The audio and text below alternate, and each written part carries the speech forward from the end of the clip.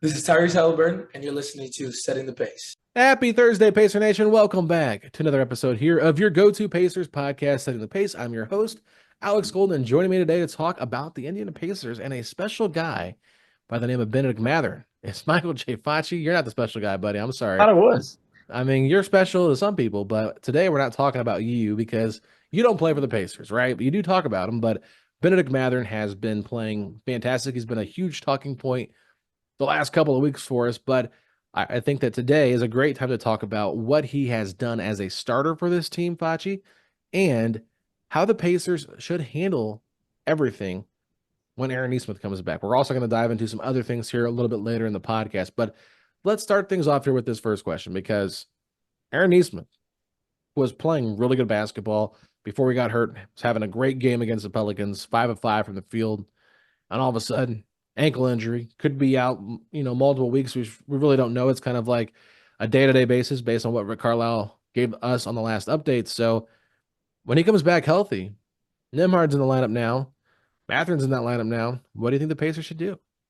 It's a great question, and it's tough to give a perfect answer with because I feel like neither player between Aaron Nesmith or Bennedict Mathurin deserves to lose their spot because there's nothing that they did, that would warrant, hey, you know what, you're just not playing up to par. But the way that Bennedict Mathurin's playing right now, it cannot be denied.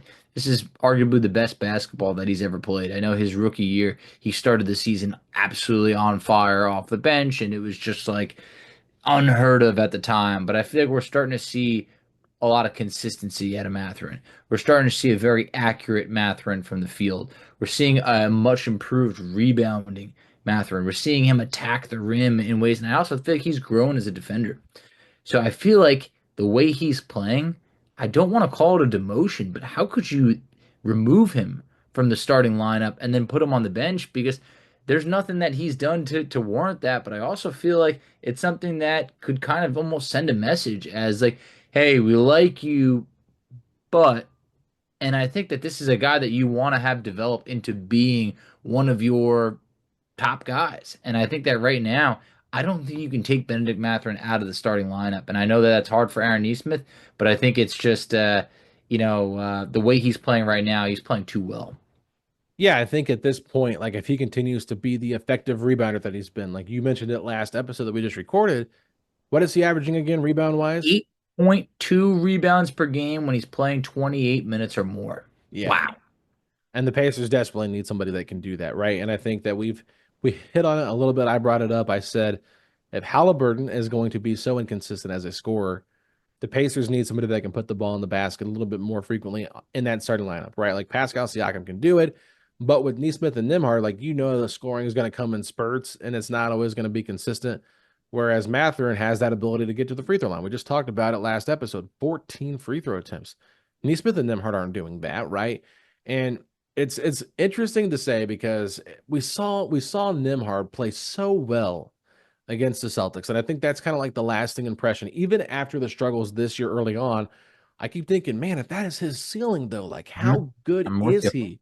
And that's what makes it so tough because I would say probably last year after watching the playoff run, I was in the mindset of, you know what, I think Nimhard's ceiling, or not ceiling, but I think Nembhard maybe just fits his team a little bit better than Mathurin. And Hmm? if I had to pick between the two, I think I got to pick Nembhard. I think that I have to keep him. And I think you probably felt the same way, Yeah, didn't you? I can't argue that. I can't because the way that he played, it looked like this is a guy that could probably be a starting point guard on a lot of other teams. And it's Mhm. like he's already a good defender, but the way that he was just, from a scoring and assist standpoint, I just felt like it was like, wow, he really took the league by notice. Yeah. We have not seen anything close to what we saw against the Boston Celtics in the playoffs this year. Nemhard, he's already been banged up. He has struggled at times. But also, one way to just put it is he's looked like the fifth starter, I would say, Yeah. lately. But I think he also does that by design, right? Because, Yeah. Smaller Rick role. Carlisle mentioned that he said he's so low maintenance. And sometimes they have to remind him of just how important he is to their team. Like, we want to go back and look at the Magic game just quickly. Like, he was guarding Franz Wagner. Franz Wagner has a good 4 inches on him.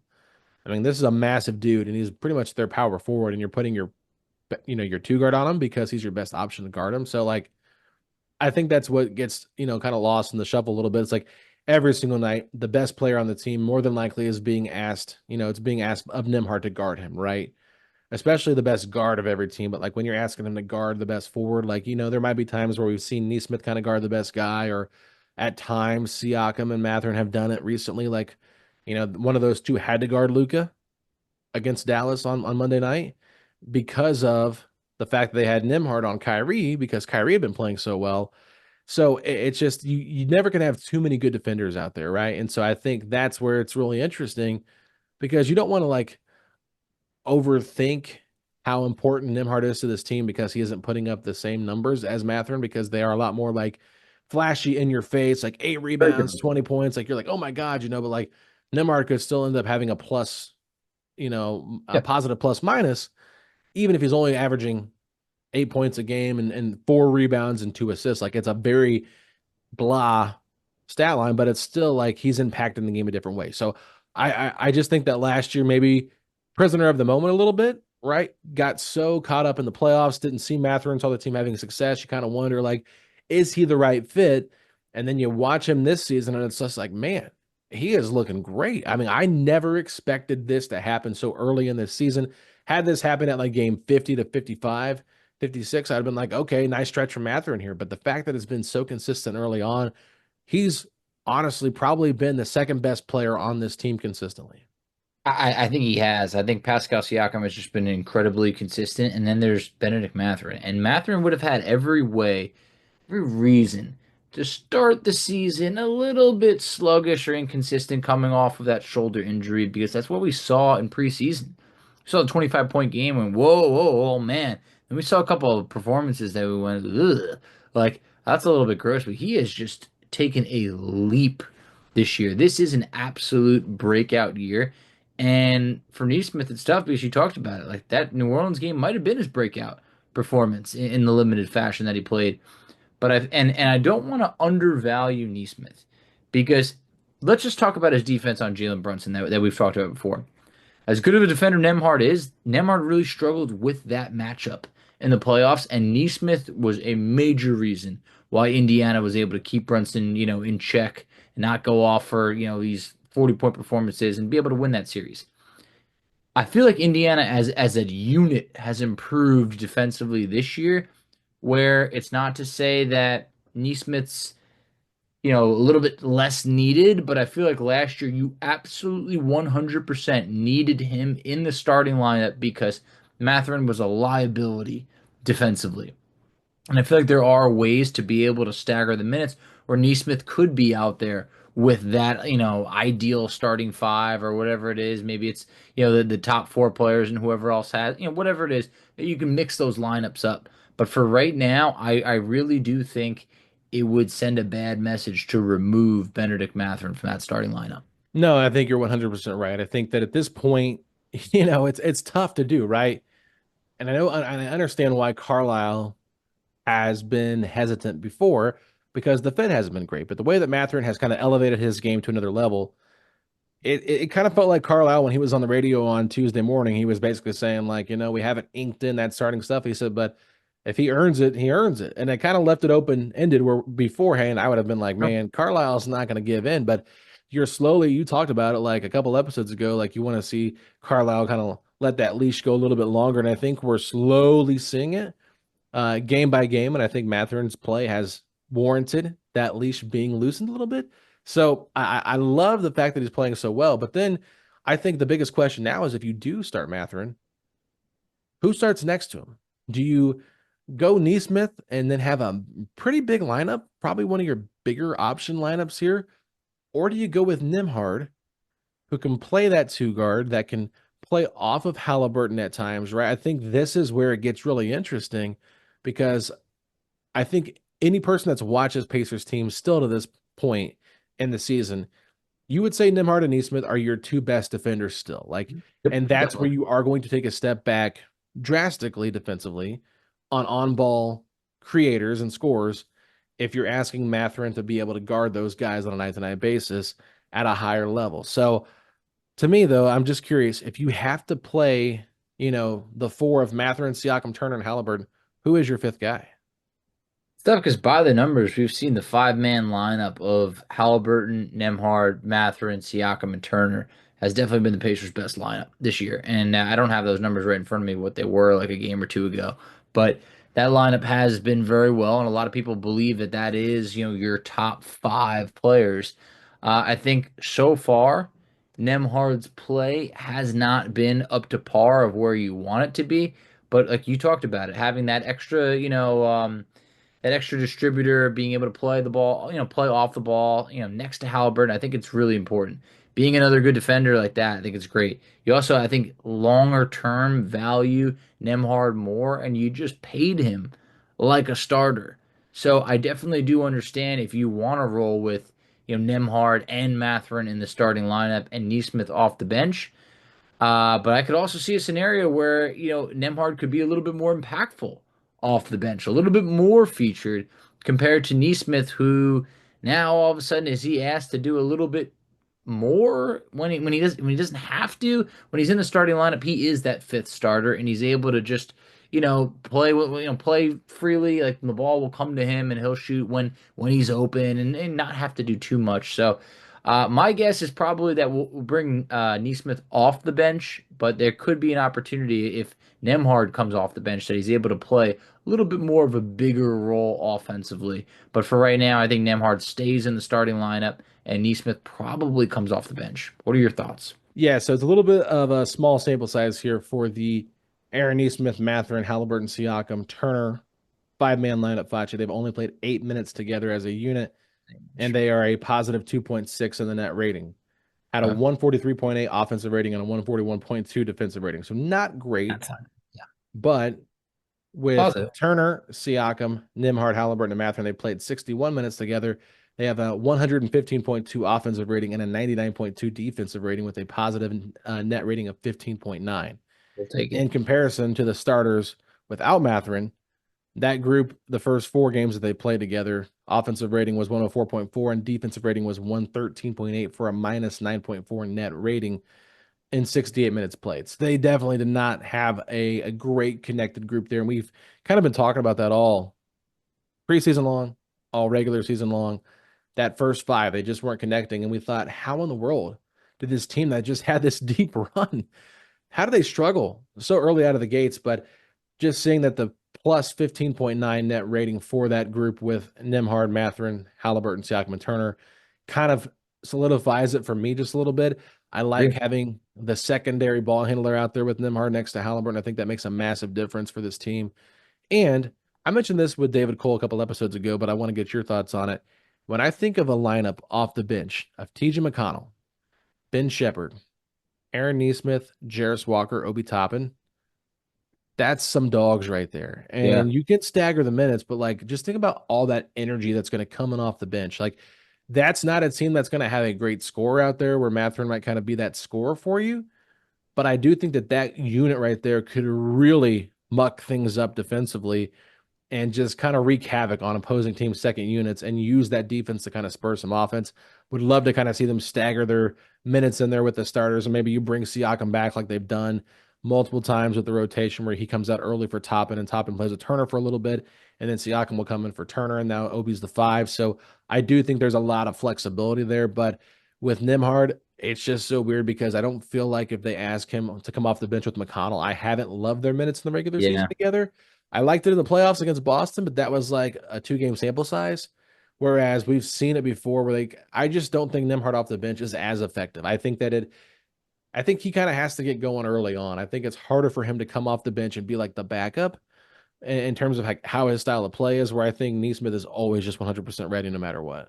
Yeah, exactly. Nesmith is. I know you were talking about recently how Carlisle said that Nemhard's really like low. What was it? Low maintenance. Low maintenance. No maintenance is what he basically said. No maintenance. Yeah. I feel like Nesmith's kind of very similar of just like plug him in wherever you can plug him in, and he's gonna give you good minutes. He's gonna battle hard, but he's not gonna like need 15 shots or anything of that sort. So I think that just the way I see it is keep your ideal starting five out there, and Nesmith could still finish games if that's how it comes down. If you need to tighten up more defensively, then have Nesmith close games, and maybe that's a scenario where Mathurin unfortunately isn't out there, or maybe Nemhard's not out there. It all depends on out of that group of three who's played the best for two out of those three players. And I think that's how we'll see games finish out. But in terms of the starting lineup, I don't think there's any need to change it right now.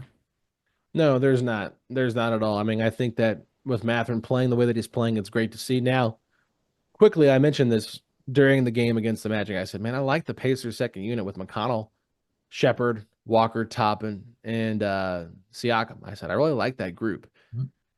Facci, they've only played 16 minutes together. They've only played 3 games together, but they have a positive net rating of 19.4. Wow, that's great. And Yeah. I've seen people on Twitter loving it too. I mean, it has been a good group that has played well together. They were really good against Orlando. When a lot of the starters came back in, it's kind of when things went downhill a little bit. But I definitely do like that lineup. And it's important to have at least, one of those, whether it is a Siakam in there, anything of that sort, just to be able to have like a good connection. And I feel like it has been a good lineup. No, it hasn't. I love the flexibility of having an athletic big in Obi Toppin, right? Because if you have a clunkier center out there like Toppin, man, if he gets one step on that guy, he's at the rim dunking on him. So, or at least getting around traffic and dunking, laying it up. Like he's just so athletic. And I think that you're going to miss some size on the boards. You're going to miss some size protecting the paint. I think that's kind of been their biggest issue with that group is not having an elite rim protector out there. But Obi Toppin can get up. Like we've seen him block some shots because he can just jump out of a cannon. So I'm interested to see what they do because I think a big question too is like, hey, when Nesmith comes back from this injury, right? Do they continue to play a 10-man rotation? Or do you think they keep going with a 9-man rotation and then maybe one of Shepard or Walker's out of the mix? Think right now, man, it's like I want to just say you got to play a 10-man rotation because I don't want to see anyone get squeezed out. Like, think about this. We're recording this, and the last game that we saw Jarris Walker play was the best game of his career, you can make an argument, or at least a career high from a scoring standpoint. 17 points on 7 of 7 shooting, 6 rebounds, like playing hard. I don't want to see that guy out of the rotation. I think this is an opportunity where he's like growing, gaining some momentum right now. And then for Ben Shepherd, I mean, let's not act like just 2 to 3 games ago, he had a career high 20 points against New Orleans. Like it's like these young players are developing. And look at this when we talk about the young core. Mathurin, Nemhard, same draft class. Jarris Walker, Ben Shepherd, same draft class. Pacers have really hit on these picks. And I think that you got to have a 10-man rotation. I just think, unfortunately, that means that one of Jarris Walker or Ben Shepherd might go back to playing like 6 minutes a night. And it's unfortunate, but it would feel like a crime to not have them even suit up, period, and step on the court. No, I mean, I completely agree. I think that you have to continue just writing it out with what it is. I hate to say it that that guys might not play as many minutes, but you have to continue to develop these guys. And if they're not playing well, then maybe you do kind of pull it early, like pull the plug. But with the way this team's been playing, so many games it feels like throughout the week, like it's like every other day they're playing a game. It feels like we're recording a ton of podcasts on post game stuff, and I'm sure they're going to have a break. Probably in January, it's going to be a weird break there as they go to France and play the Spurs on back-to-back games, right? But it's just I'm really interested to see how they kind of utilize the minutes moving forward because I think the less minutes you can put on Siakam and Turner in the regular season to have them fresher for the playoffs is going to be huge, right? So that's where I think adding a fifth person to the second unit, having a 10-man rotation does make a heck of a lot of sense because you want to just kind of keep the wear and tear on your guys throughout the regular season, down as much as you can. And I know there's going to be times where you need to win games and guys are going to have to play more minutes, but it's they have depth, they have talent, so why not utilize it, right? That's kind of been their strength all year long, and it's like, let's just say, for example, like Nemhard didn't have it tonight. Well, hey, all of a sudden, Jarris Walker and TJ McConnell combined for 32 points against the Magic on Wednesday, so now you're feeling a heck of a lot better because you got production elsewhere, and I think that's what's great is people can lift each other up. So I think you gotta, like you said, play the 10-man rotation. Don't stunt anybody's growth because you add somebody back. You just got to figure out how it works rotationally, and I think guys will adjust to whatever playing time they are given. But I do want to flip things just a little bit. I do want to look at the conversation if Rick Carlisle and the coaching staff decides to go back to the original starting five and put Mathurin back on the bench. Let's talk through that possibility here because while it is probably something fans would be irate about, I especially think with they how would. I mean, with especially how well Matherin's playing, like I can justify it, but let's just talk about like what could the pros and cons be to doing this. I think the pros is that he's going to be way more featured as the go-to scorer, and we have seen that the last couple of games. Like sometimes it's a little bit of a slower first half, where it doesn't look like he's really standing out, and it's like, oh, Matherin's got 7 points at halftime or 7 points through three quarters, and then we see him explode for whatever it was, 11 points in the fourth quarter against New Orleans. So things like that, where he's been able to shine later, but maybe slower starts. Sometimes when he comes off the bench, he'll get in there and then he'll get into a scoring flow, and then it's immediately like, oh wow, Ben Mathurin just had 9 points in this quarter, anything like that. The cons is that it's going to be a major talking point. It's definitely amongst the fan base and everybody. B, what if he then says, look, this is how the team sees me. They see me as more of like a sixth man. We've heard James Harden say this in the past that in OKC, they viewed him as a sixth man. That's what he was with that lineup. He was a sixth man of the year at one point. But even when he said when he was going to re-sign that contract, the role was going to be come off the bench. We saw him go, and I'm not saying that Mathurin's James Harden, but we saw Harden explode onto the scene as a starter in Houston. I feel like Mathurin has that super high ceiling that he is a starter level quality player in this league. And I think that, from a guy looking for a new contract, when you are coming off the bench, typically bench guys don't get paid as much as starters, and that could be something that could rub him a little bit wrong long term. No, that's a great point. I mean, I think if you look at how the roster has been kind of built in terms of who's been paid, right? Andrew Nembhard got an $18 million extension per year contract, where Aaron Nesmith's around $11 million. Now, do I think that Andrew Nembhard's $7 million better than Aaron Nesmith? I would say probably not, but I do think that they were able to get Nesmith locked up at the time that was great for them to do it. And I think Nembhard getting that extension, while I still think that it was, anything under $20 million for a starter in today's NBA, the way the salary cap is, like that's a steal. And the fact that he was coming off an incredible run, like could they have waited and pushed it out and potentially got him for cheaper? That is something we can maybe talk about in the offseason.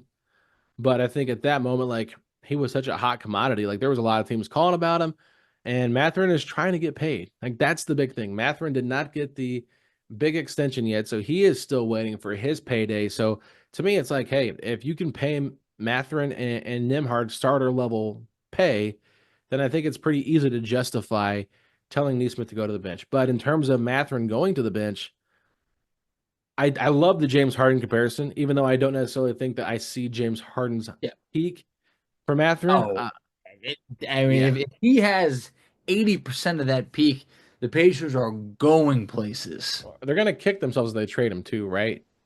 Absolutely. So, I felt like early on, like, man, if he's going to keep coming off the bench, like, I can justify this because I don't want to upset the fruit basket. That starting five of Nembhard and Nesmith with Siakam, Turner, and Halliburton had played so well in the playoffs. I was just really like banking on like, okay, that continuity, what they developed, that chemistry is going to be great, but it hasn't been. And it's so weird that it hasn't been. So here's opened up this opportunity for Mathurin to get in there with a Nembhard injury and now a Nesmith injury.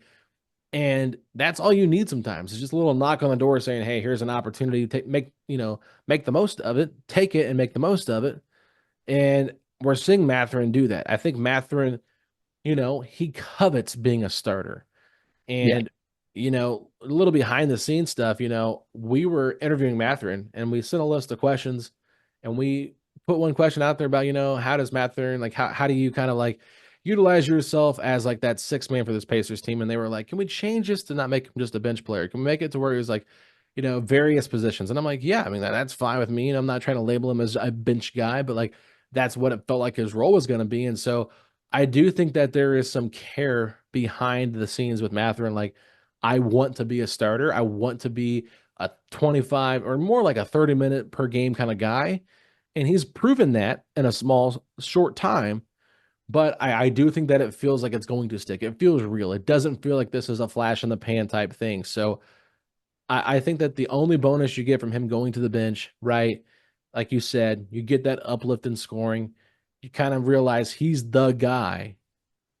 But if he can be the third guy with the starters or the fourth guy with the starters, still get some good moments in there and still really impact the game, but just in different spots, I think I'm totally fine with that as long as the team is winning. Yeah, and that is a big thing. If Indiana did not have a good record right now, say they were sitting at like 1-7, 2-5, then you can make an argument to be like, hey, look, when Nesmith comes back, like I think let's get back to the lineup that worked out, and like Mathurin's playing well right now, but or maybe you debate something else. Like he's playing too well right now, and the team is finally starting to string together some wins that it feels like, hey, you know what? This is what you got to roll with until it doesn't work. And maybe this creates that opportunity right now with the way things are going to be able to rest Nesmith for an extra game or so. And then take it from there because, yeah, this is a tough decision. And I think it's one that I don't think you're going to see Mathurin go to the bench, and then 2 games later they make a change and bring him back into the starting lineup. I think it's once you make that decision, I believe that's going to be the plan moving forward. And I think that right now the plan seems to be have Mathurin in that starting lineup. But at the same point, it's not our call. It ain't the fan base's call. It's Rick's call, and we'll see what happens. I definitely agree with that. So I don't really have anything else to add on the Mathurin front, the bench front. I think that sharing the numbers of how good the bench has been once Isaiah Jackson's gone down with just that small sample size of Siakam and Toppin together has been really good lineup wise. And I think it was good to also dive into the starting 5 minutes with Mathurin Nesmith and Mathurin Nimhard to kind of see what those have been like. And it's been a small sample size. It's still really early into the season, but any other things you want to touch on here before we get to our top 5 list as we wrap this up? No, I would just say, look, these are good debates to be having because it means that guys are stepping up, and I think Yeah. that this isn't a question that we're having due to Neesmith's struggles, which is good. It's just that when injuries happen, it's always that next man up. I think that that's been the strength for this Pacers team, their depth, and it's great that despite injuries to Ajax and despite injuries to James Wiseman, despite injuries to Aaron Neesmith and other players playing banged up. Pacers are finding a way right now, and that's all you can ask them to do. And at 4-4, hey, look, it's good.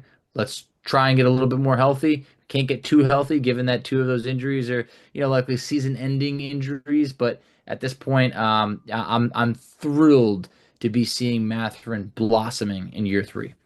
Absolutely, Pachi. So we haven't done our top 5 list since we did our logos. I don't know if it was last week or the week before, but we did our top 5 sports logos and kind of dove into that a little bit at the end of the show. So just to have some fun on this Thursday, there's no Pacers game, so might as well just have a little fun. We're going to do our top 5 desserts. Now, me and Facci debated what topic should we do for this show, and I mentioned desserts at first, and Facci goes, well, what about snacks, dessert snacks? And I said, well, desserts and snacks are 2 different things to me. And I felt like we kind of had a little bit of a back and forth argument here, like not in a bad way, but it was a Yeah. friendly argument, like what is a snack?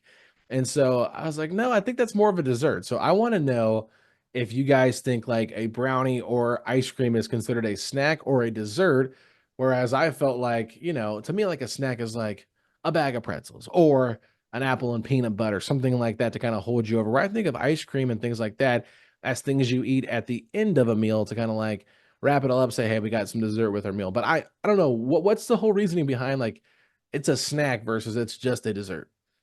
I think the reason why is because, like, with my wife and I, we're not like, I could go for some dessert right now. Like, when we're sitting on the couch, it's like, oh, I can go for a snack. So it's like something like that. Like, we're So not it's gonna just your verbiage of what you call a snack. yeah, like I'm not gonna like pull out a sliver of cake like at a certain hour. Like I consider dessert if we were like at a restaurant or something like that. But there is a difference because like for me when I'm like looking for a snack like something like that, I'm a big chips guy. Like I like a bag of chips. I don't Yeah. always have like cake or like brownies on deck or something like that. So that's why I wanted to clarify because I didn't want to be going with desserts and all of a sudden I'm like, uh, you know, these like special type of Doritos and it's like, what? That's not a really dessert. That's Right. a snack. Or you being like, oh, an apple. And it's like, what? So, I am going to be honest. I'm a pretty healthy eater, but who doesn't love like a good dessert from time to time? So I got a couple throwbacks on here from when I was younger, and I used to just, love some of these, and I got some that maybe I don't have too often. The order was really hard for me, so I think some of the ones that are higher on my list are more sentimental favorites compared to maybe fan favorites. But we'll Okay. find out. I'm sure there's other people that will share a common love as well. All right. So we agreed that we didn't. I'm going to take too much time on this, right? So I'm not going to have you go through every single one and why you picked every single one. So quickly read me your rankings from 5 to 1, and then I will read mine after you. At 5, I got brownies. Extra bonus points if there's like peanut butter or something in there. Like, if you're gonna mix in like I don't know, maybe some type of like sweet into the brownies. Love Okay. that. Banana pudding. I do. I Interesting. don't. I don't have that enough. I can't even remember the last time. But I'm not gonna lie. I looked at a list and I saw a picture of it and I went, "Oh yeah, I missed that. I might be getting some banana pudding soon." So that's probably gonna come in my near future. Number 3. I'm not sure if you're familiar with this. It's marshmallow cake. So it's cake. It's like marshmallow frosting. Look up a picture of it. Oh my God, man, that was a good throwback for a couple years. I'd say it's probably been about a good decade or so. My parents used to buy that in the house. Number 2, this was a staple in my house. It is a Hostess cupcake. It's got the cream in the Wow, middle. that's number 2. Number 2, that is what I grew up on. Like a Hostess cupcake to me was like my brother and I were watching wrestling. We got a Hostess cupcake, glass of milk. That's what we're Okay. doing. And then number 1, I lived on this as a child, had some bad eating habits. All I didn't eat dinner, what I needed was to take my fingers as wide as I could and grab a whole roll of Oreos, a whole row is what I meant. Yeah. Oreos, what I would do, I would take them, I'd put them in a glass of milk, I'd take a spoon, I'd chop them up into a bunch of pieces, sometimes heat it up, not so much.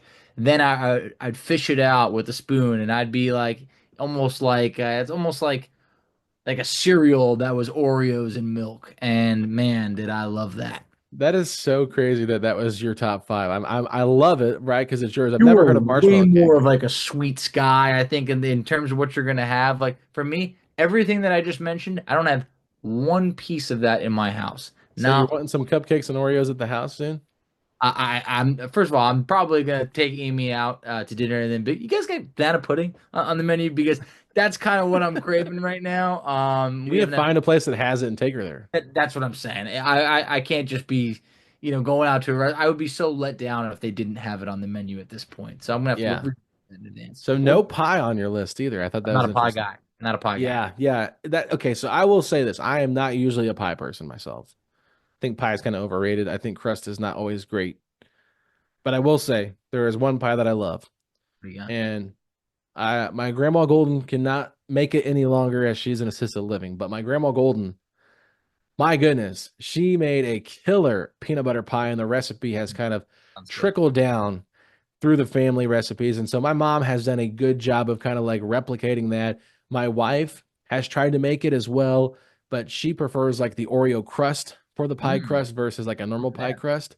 So, it's really rich. So one piece will put you into a sugar coma, but it is incredible. Peanut butter pie. Number 4, I'm going with a classic, a chocolate milkshake. I mean, love me a good milkshake. I don't have them often enough. So I think that if I can have a milkshake like almost every day, I would probably have one every day. I just think they're really good. Number 3, cheesecake. I mean, I just love cheesecake fudge. I mean, I had a slice of cheesecake recently. It was delicious. yeah. Cheesecake Factory is where we went. Yeah, exactly. Cheesecake Factory. Like, where else are you getting cheesecake at that's going to be that good? But just like plain cheesecake, they have so many different cakes, so you can get like almost too many. Like, my wife is obsessed with Oreo cheesecake, so she gets that. But I just like plain cheesecake. I don't want any fruit on it. Just give me the cheesecake No, by neither do itself. I. Nope, nope. So that's that. Number 2, and this is very close. Number 1, we're talking hot chocolate chip cookies right out of the oven. Okay. That is delicious. I mean, and all my friends know that my wife makes some delicious brown buttered hot chocolate chip cookies. And when they are hot, they are probably like, I literally eat them as soon as they come out. And she's like, will you let those sit for a minute? They're going to burn your mouth. I said, I don't care. I want it to melt in my mouth. So that's number 2 for me. But number 1, it's got to be a hot brownie with vanilla ice cream and hot fudge on top. I mean, you Okay. cannot pass up a Had that brownie before. sundae. Like, It's good. It's good. that combination of the hot fudge on top of your ice cream, your vanilla ice cream with a brownie is incredible. So, I mean, I could have probably done a top 10 list. I'm so I know like, you could have. I love It was sweets. your idea today, so I knew you had some good desserts already, whooping up. And here I am thinking like, man, I love a good bag of Doritos, So I knew I was up against something that I was not going to be able to I beat. wasn't pushing back too hard, but I'm just No, like, when I said snacks and you were throwing cookies and stuff in there, I'm like, man, this is what the dessert is to me. So I yeah. couldn't justify it. No, I definitely hear you, and that's why I wanted to clarify so my list wasn't looking like just like beef jerky, like I didn't want to have like something like that, but no, everything that you mentioned does have me definitely fantasizing about maybe telling my wife to throw a little something in next time when she goes grocery shopping, but yeah, my list probably a little bit more bland, a little bit more sentimental to me, but man, everything on there I had a good time munching down when I was younger. Yeah, honorable mentions for me, I got to go with a Dairy Queen ice cream cake. Those are Okay. fire if you ever have ice cream cake. I'm a big ice cream person. I was a Carvel guy growing up. Okay, what's that? Oh, you don't have those there? Oh, Carvel. No. I guess maybe it's just big in like the Northeast, like New York area. It's massively famous ice cream place. Okay, yeah, we do not have Carvel there. I mean, I want to try it though sometime because it Yeah, sounds good. that's good. It's classic. But that's an honorable mention. Snickerdoodle cookies as well. Yeah. Pretty good stuff. And there was one that I was thinking about earlier when I was reading my list and I totally spaced it. So maybe it'll come back to me later, but it doesn't matter. Anybody else, if you guys have any other desserts that we didn't mention, let us know in the comment section below. There's a lot of great desserts out there. So, there's no wrong or right answer here, but just curious what you guys think of our list as well, too. So great stuff today, Facci. I always enjoy having these conversations with you. It was good to talk a little bit more in depth about Mathurin, Nesmith, Nimhard, and kind of how that rotation is going to shake out. And then, of course, get to some desserts. But anything else you want to touch on before we get out of here? I would just say, just take that one moment to just realize the Pacers are back. We are back, and right now it just feels good because I feel like we haven't really had that much to cheer about this season. Even some of the wins have been like, I don't feel great about that. Let's just take a moment to just realize, like, hey, things could always be way worse. You look at some of the other teams in the Eastern Conference that are struggling right now, and I just feel like right now it's a good time to be a Pacer fan. This team has chemistry. They might not display it all yet. They will, and we will peak at the right time. That is the most important thing. Look at some other teams right now. The Brooklyn Nets are 4-4. It's probably going to be as good as it gets for the Brooklyn Nets. All right. For us, there's still plenty of room to keep on climbing. Yeah, there is. There's a great opportunity once again tonight against Charlotte Hornets on Friday night. Big opportunity for the Pacers to get a big victory there. Then a rematch against the Knicks on Sunday. So there's just a lot of opportunities here for the Pacers to continue to kind of climb up the standings in the Eastern Conference, but they're going to be climbing for a while because Boston and Cleveland have really separated themselves from the rest of the pack. So with that being said, Facci, it's been a lot of fun chatting with you. And until next time, we will be back, I believe, next week, probably to recap 2 games for you, that Hornets game and that Knicks game. We'll be recording Sunday night after the Knicks game. So I hope you guys stay tuned for that. But with that being said, Facci, if you can go ahead and hit me with those 3 words. Let's go, Pacers.